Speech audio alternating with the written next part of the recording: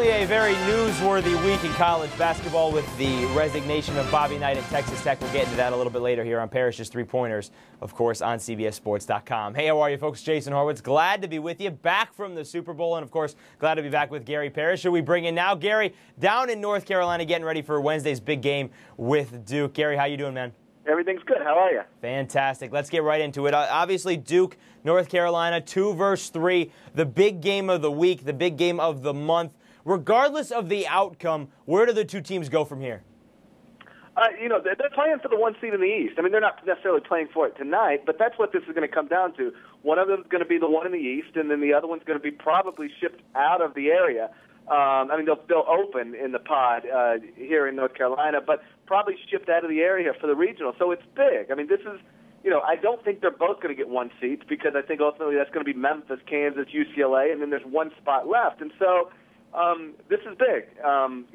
But they're probably going to play, let's be honest, 2 more times after this. So I don't think that 1 seed is going to be decided tonight, and it probably won't be decided until, I would guess, ACC tournament final. Gary, in your opinion, obviously the game's going to be played on Wednesday night, and but it is just one game, and it is at North Carolina. Overall, right now, which team is better in your opinion? You know what? As strange as it sounds, because it's not what we thought coming into the year. Duke. I mean, they've been great. You look at that, what they did to Wisconsin, and then you look at what Wisconsin's done since then, and we at some point you have to get rid of the question marks that you had about them coming into the season, which was who's their big man and are they athletic enough on the perimeter? That stuff sort of sticks with us because we thought it would be a problem, but it hasn't been a problem to date. And North Carolina, I think, although they've run off a bunch of wins, has been somewhat disappointing, if that's possible to be with a top 5 team.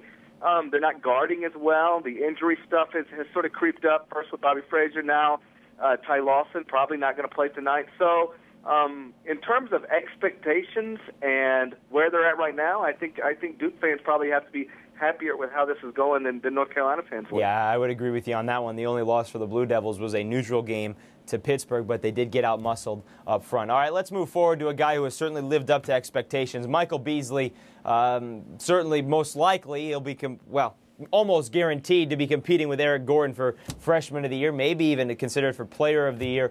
But you think he's got higher honors after that?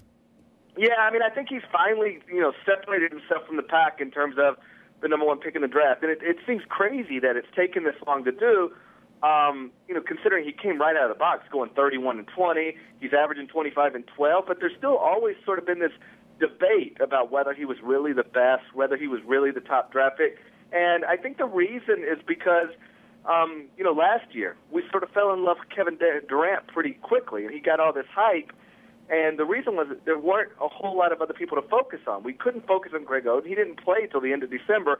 And then the rest of the freshmen, whether it was Thaddeus Young, Spencer Haas, they were good, but not exceptional. So this year, to compare it, you had Eric Gordon one night, Derrick Rose one night, Jared Bayless one night, DeAndre Jordan one night.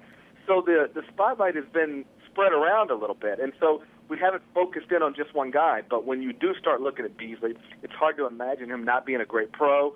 And, again, it's starting to look more and more like he's going to be the number 1 pick in the draft, barring anything silly. And that, of course, assuming he leaves school. If any of those freshmen become the number 1 pick, it would be the 8th straight year that the number 1 pick has not played more than 2 years in college basketball. You have to go all the way back to Kenyon Martin in 2000. All right, let's stay in the Big 12, and obviously the big story this week is Bobby Knight's resignation. More on that in one sec. But where does Texas Tech go from here under Pat Knight? Do they kind of fade away? I'm afraid that that's probably the way this goes. I mean, let's be honest. Texas Tech is not the easiest place to be a basketball coach. You don't really have a natural recruiting base. It's sort of set apart from everything. It's hard to get players to go there. And what Bobby Knight has been able to do has really been an exceptional coaching job.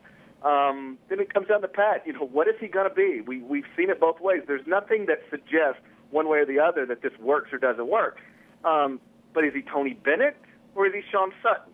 Is he Keno Davis or is he Murray Bartow? I mean, this stuff, the whole, father-son thing has been brilliant, and then sometimes it's fallen apart. And that's why you see a guy like Sean Sutton already catching heat at Oklahoma State in just his second year. So, if I got to bet my house on it, I would bet that, it starts slipping. And it slips from a recruiting standpoint.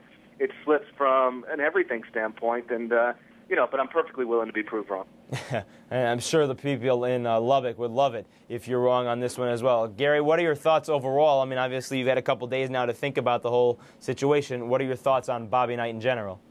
We spent the past 2 days hearing about how Bob Knight graduated players and never cheated and so on and so forth. And, that's great. But how is any of that justification for treating people badly and snapping at seemingly every moment? I've never understood that. We've got all the defenders coming out lately. And, my response has always been, can't you graduate players and be a reasonable human? I mean, look, I think Bob Knight was a fabulous coach, perhaps the best ever.